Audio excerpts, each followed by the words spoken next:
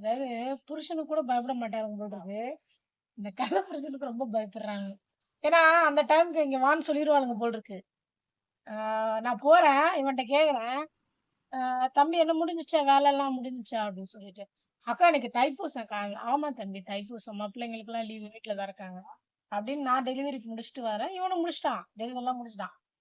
நான் கேட்குறேன், "எங்க தம்பி? நான் ரொம்ப ரொம்ப நேரமா வெயிட் பண்ணிட்டு இருக்கேன். நானே டெலிவரிலாம் முடிச்சுட்டேன்." "அக்கா முருகன் கோயிலுக்கு போறேன்க்கா. இன்னைக்கு தைப்பூசம்." "சரி தம்பி போயிட்டு வா." முடிஞ்சிருச்சுல. ஆமா வேலை கிளம்புனது. "அதோ அது வரேன்னுச்சு." அதான் 2 பேரும். அப்படியே பக்தி மனம் வீச அந்த அம்மா வந்தாங்க. 2 பேரும் பைக்ல ஏறி அது புருஷன் பொண்டாட்டி கூட தோத்துருவாங்க. அந்த மாரி பைக்ல ஏறி அது வேற என்ட்ட வேற "போயிட்டு வரேன்க்கா." "அப்பா போயிட்டு வாப்பா." "போப்பா போயிட்டு வா போ. முருகன் உங்கள தான் ஆசீர்வாதம் படுத்துவாரு போயிட்டு வா." அப்படின்னு சொல்லி அனுப்பிச்சு விட்டேன். அது பார்த்தா அப்படி பக்தி மனமா தலையில பூவெண்ணெய் அப்படி போகுது. இவன் என்னன்னா பயந்து அடங்கி ஒடுங்கி "வாமாமா போலாமா." ஆமா எப்ப சொன்ன எப்ப வர்ற?" "இல்லப்பா இல்லப்பா டைம் ஆயிடுச்சு அதான்." அப்படி ஏறி போறாங்க.